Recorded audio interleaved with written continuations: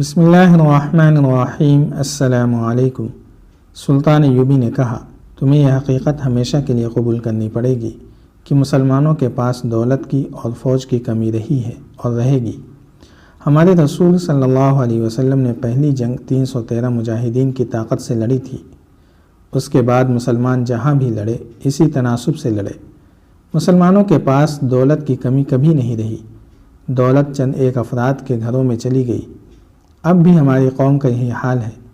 چھوٹی چھوٹی ریاستوں کے جو مالک مسلمان ہیں ان کے پاس دولت کے ڈھیر پڑے ہیں۔ دولت کے ڈھیر یہاں بھی پڑے ہیں۔ سالار اعظم غیاث بلبیس نے کہا، اگر آپ اجازت دیں تو ہم ایک نئی مہم شروع کر سکتے ہیں۔ آپ کو معلوم ہے کہ مصر خزانوں کی سرزمین ہے۔ یہاں جو فرعون بھی مرا وہ اپنا تمام تر خزانہ اپنے ساتھ زمین کے نیچے لے گیا۔ وہ خزانے کس کے تھے؟ یہ اس غریب مخلوق کی دولت تھی جسے بھوکا رکھ کر اس سے سجدے کرائے گئے۔ اس دور کے انسان نے فرعون کو خدا صرف اس لیے کہا تھا کہ وہ انسان بھوکا تھا۔ اس کی قسمت فرعونوں کے ہاتھ میں تھی۔ اس کی زندگی اور موت بھی فرعونوں نے اپنے ہاتھ میں لے لی تھی۔ انسانوں سے زمین کھدوا کر اور پہاڑ کٹوا کر فرعونوں نے اپنے زمین دوز مقبرے بنائے، تو وہ ایسے جیسے ان کے محل تھے۔ ان میں انہوں نے وہ دولت ڈھیر کر لی جو لوگوں کی تھی۔ اگر آپ اجازت دیں تو ہم فرعونوں کے زمین دوز مقبروں اور مدفنوں کی تلاش شروع کر دیں اور خزانے ملک اور قوم کی خاطر استعمال کریں۔ غیاث بلبیس کی تائید میں کئی آوازیں اٹھیں۔ یہی صحیح ہے امیر محترم، ہم نے اس سے پہلے کبھی غور ہی نہیں کیا تھا۔ ہم اس مہم میں فوج کو استعمال کر سکتے ہیں۔ شہری آبادی سے ایک لشکر جمع کیا جا سکتا ہے۔ ہاں، غیر فوجیوں کو استعمال کیا جائے اور انہیں اجرت دی جائے۔ مجلس میں ہنگامہ سا بپا ہو گیا۔ ہر کوئی کچھ نہ کچھ کہہ رہا تھا۔ اگر کوئی خاموش تھا تو وہ صلاح الدین ایوبی تھا۔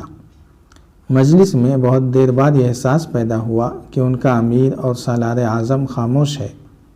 مجلس پر بھی خاموشی طاری ہو گئی۔ سلطان ایوبی نے سب پر نگاہ ڈالی اور کہا، میں اس مہم کی اجازت نہیں دے سکتا جس کی تجویز غیاث بلبیس نے پیش کی ہے۔ مجلس پر سناٹا طاری ہو گیا۔ کسی کو توقع نہیں تھی کہ سلطان ایوبی اس تجویز کو ٹھکرا دے گا۔ اس نے کہا، میں نہیں چاہتا کہ مرنے کے بعد تاریخ مجھے قبر چور اور مقبروں کا ڈاکو کہے۔ تاریخ نے مجھے ذلیل کیا تو اس میں تمہاری بھی ذلت ہوگی۔ آنے والی نسلیں کہیں گی کہ صلاح الدین ایوبی کے مشیر اور وزیر بھی قبر چور تھے۔ صلیبی اس الزام کو خوب اچھالیں گے اور تمہاری قربانیوں اور جذبہ اسلام کو ڈکیتی اور رہزنی کا نام دے کر تمہیں تمہاری ہی نسلوں میں رسوا کر دیں گے، اور تم ہی نہیں ہماری تاریخ ذلیل اور رسوا ہو جائے گی۔ گستاخی معاف امیر محترم، علی بن سفیان نے کہا، تھوڑے سے عرصے کے لیے مصر صلیبیوں کے قبضے میں آیا تھا۔ انہوں نے سب سے پہلے یہاں کے خزانوں کی تلاش شروع کی تھی۔ قاہرہ کے مضافات میں ہم نے جن کھنڈروں سے صلیبی تخریب کاروں اور فدائیوں کا ایک گروہ پکڑا تھا وہ کسی فرعون کا مدفن تھا۔ وہاں سے وہ سب کچھ لے گئے تھے۔ صلیبیوں کی حکومت زیادہ دیر قائم نہ رہی، ورنہ وہ یہاں کے تمام خزانے نکال کر لے جاتے۔ محترم غیاث بلبیس نے ٹھیک کہا ہے کہ یہ خزانے اگر کسی کی ملکیت ہیں تو وہ فرعون نہیں تھے، ان کے مالک اس وقت کے انسان تھے۔ میں یہ مشورہ پیش کرنے کی جرات ضرور کروں گا کہ یہ خزانے نکال کر آج کے انسان کی فلاح و بہبود اور وقار کے لیے استعمال کیے جائیں۔ اور میں تمہیں یہ بھی بتا دوں، سلطان ایوبی نے کہا، کہ یہ خزانے تمہارے سامنے آئے تو تم بھی فرعون بن جاؤ گے۔ انسان کو یہ جرات کس نے دی تھی کہ وہ اپنے آپ کو خدا سمجھے؟ دولت اور دولت کی ہوس نے۔ انسان کو انسان کے آگے سجدہ کس نے کرایا تھا؟ مفلسی اور بھوک نے۔ تم صلیبیوں کی بات کرتے ہو کہ انہوں نے فرعونوں کے ایک مدفن کو لوٹا۔ میں تمہیں بتاتا ہوں کہ جب پہلے فرعون کی لاش تمام تر خزانے کے ساتھ زمین میں دبائی گئی تھی، قبر چوری اسی وقت شروع ہو گئی تھی۔ انسان وحشیوں اور درندوں کی طرح پہلے فرعون کے مدفن پر ٹوٹ پڑے تھے۔ ان کا دین اور ایمان صرف دولت بن گیا تھا۔ پھر فرعون مر کر اپنے خزانے زمین میں لے جاتے رہے اور قبر چوری باقاعدہ پیشہ بن گئی۔ اس کے بعد ہر فرعون نے اپنی زندگی میں ہی اپنا مدفن کسی ایسی جگہ تیار کرایا کہ کوئی اسے کھول نہ سکے، اور جب فرعونوں کا دور ختم ہو گیا تو مصر جس کے قبضے میں بھی آیا اس نے اس چھپے ہوئے خزانوں کی تلاش شروع کر دی۔ میں جانتا ہوں کہ فرعونوں کے بہت سے مدفن ایسے ہیں جن کے متعلق کوئی جانتا ہی نہیں کہ کہاں ہیں۔ وہ زمین دوز محل ہیں۔ قیامت تک مصر کے حکمران اور حملہ آور ان مدفنوں کو ڈھونڈتے رہیں گے۔ ان تمام حکومتوں کو زوال کیوں آیا؟ صرف اس لیے کہ ان کی توجہ خزانوں پر مرکوز ہو گئی تھی۔ رعایا کو یہ تاثر دیا گیا کہ دولت ہے تو عزت ہے، ہاتھ خالی ہے تو تم بھی اور تمہاری بیٹیاں بھی ان کی ہیں جن کے پاس دولت ہے۔ میرے رفیقو، صلاح الدین ایوبی کو اس قطار میں کھڑا نہ کرو۔ میں اپنی قوم کو یہ تاثر دینا چاہتا ہوں کہ اصل دولت قومی وقار اور ایمان ہے، لیکن یہ تاثر صرف اس صورت میں پیدا کیا جا سکتا ہے کہ میں خود اور تم سب جو حکومت کے ستون ہو دل سے دولت کا لالچ نکال دو۔ ہم ان خزانوں کی تلاش ذاتی لالچ کے لیے نہیں کرنا چاہتے، ایک کمانڈر نے کہا۔ ہم قومی ضروریات کے پیش نظر یہ مہم شروع کرنا چاہتے ہیں۔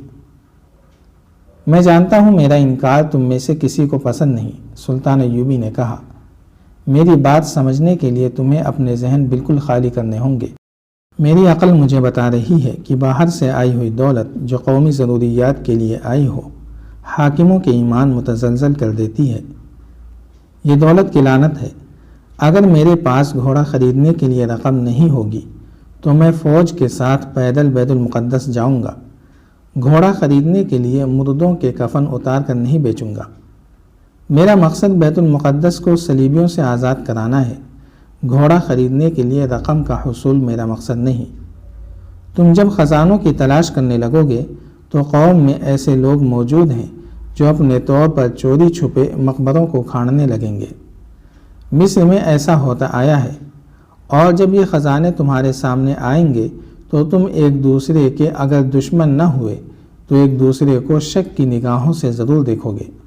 جہاں خزانے آ جاتے ہیں وہاں انسانی محبت ختم ہو جاتی ہے، حقوق العباد کا جذبہ ختم ہو جاتا ہے۔ ان زر و جواہرات نے انسان کو خدا بنایا تھا، وہ خدا اب کہاں ہیں؟ آسمانوں پر نہیں، زمین کے نیچے ہیں۔ میرے رفیقو، میں ایک نئے جرم کی بنیاد نہیں ڈالنا چاہتا۔ ان خزانوں سے بچو۔ یہ خزانوں کی لالچ کا ہی کرشمہ ہے کہ تمہاری صفوں میں غدار بھی موجود ہیں۔ تم 2 غداروں کو قتل کرتے ہو تو 4 اور پیدا ہو جاتے ہیں۔ اپنی تقدیر اپنی تدبیر سے بناؤ۔ تم مسلمان ہو، اپنی قسمت کفار کے ہاتھوں میں نہ دو، ورنہ سب غدار ہو جاؤ گے۔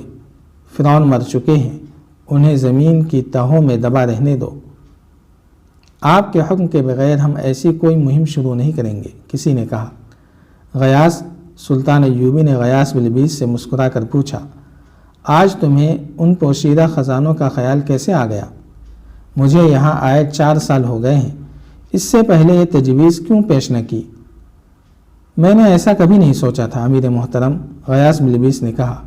تقریباً 2 مہینے ہوئے کتب خانے کے محرر نے مجھے بتایا تھا کہ پرانے کاغذات میں سے کچھ کاغذات گم ہو گئے ہیں۔